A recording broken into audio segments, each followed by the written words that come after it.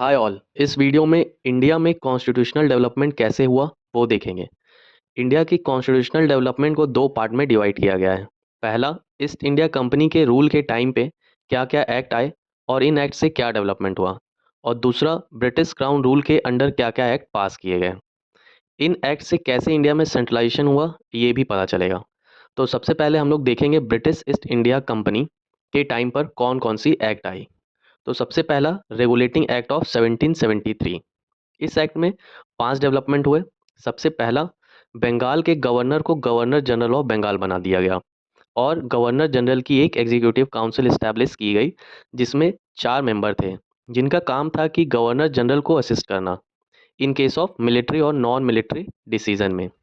दूसरा, बॉम्बे और मद्रास प्रेसिडेंसी को सब ऑर्डिनेट बना दिया गया बंगाल प्रेसिडेंसी का। मतलब इस एक्ट के पहले तीनों प्रेसिडेंसी इंडिपेंडेंट थी और इस एक्ट के बाद बॉम्बे और मद्रास दोनों ही बंगाल के कंट्रोल में कर दिए गए और ये पहला स्टेप था इंडिया में सेंट्रलाइजेशन का। थर्ड, सुप्रीम कोर्ट की इस्टेब्लिशमेंट की गई फोर्ट विलियम कलकत्ता में, जिसमें एक चीफ जस्टिस और तीन अदर जज थे। फोर्थ, कंपनी के ऑफिशियल को प्राइवेट ट्रेड करने से मना कर दिया गया क्योंकि कंपनी की रेवेन्यू लगातार कंपनी के एम्प्लॉय के प्राइवेट ट्रेड की वजह से कम हो रही थी। फिफ्थ प्रोविजन, कंपनी के ऊपर कंट्रोल बढ़ाने के लिए कोर्ट ऑफ डायरेक्टर को अपॉइंट किया गया, जिनका काम था कि कंपनी की रेवेन्यू क्या हो रही है, कंपनी की सिविल अफेयर और मिलिट्री अफेयर से रिलेटेड सारी इंफॉर्मेशन डायरेक्ट ब्रिटिश गवर्नमेंट को बताना। तो ये था रेगुलेटिंग एक्ट 1773 का। अब रेगुलेटिंग एक्ट के एरर्स एरर्स को ठीक करने के लिए पिट्स इंडिया एक्ट 1784 में लाया गया।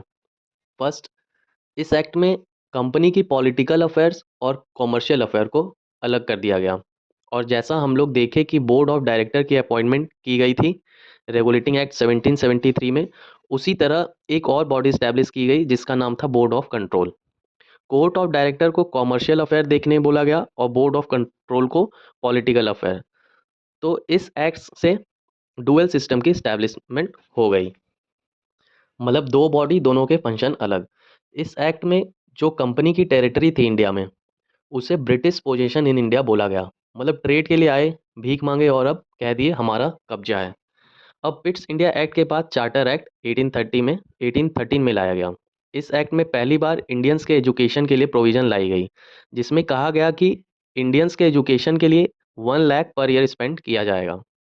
दूसरा, कंपनी की ट्रेड की मोनोपोली को एंड कर दिया गया। हालांकि पूरी तरह से ट्रेड मोनोपोली को एंड नहीं किया गया।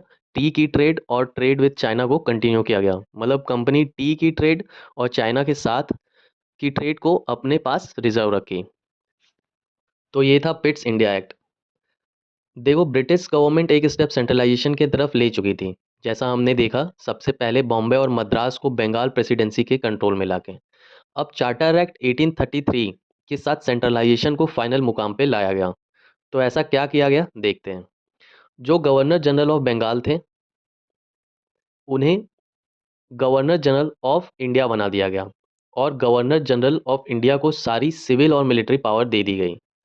और सबसे पहले गवर्नर जनरल ऑफ इंडिया कौन थे? Lord William Bentinck. दूसरा, लेजिस्लेटिव पावर बॉम्बे और मद्रास के गवर्नर से छीन लिया गया और जो गवर्नर जनरल ऑफ इंडिया थे वो पूरी ब्रिटिश इंडिया के लिए अब लेजिस्लेशन करेंगे। तीसरा, ईस्ट इंडिया कंपनी अब कॉमर्शियल बॉडी नहीं होगी, वो पूरी तरह से एडमिनिस्ट्रेटिव बॉडी होगी।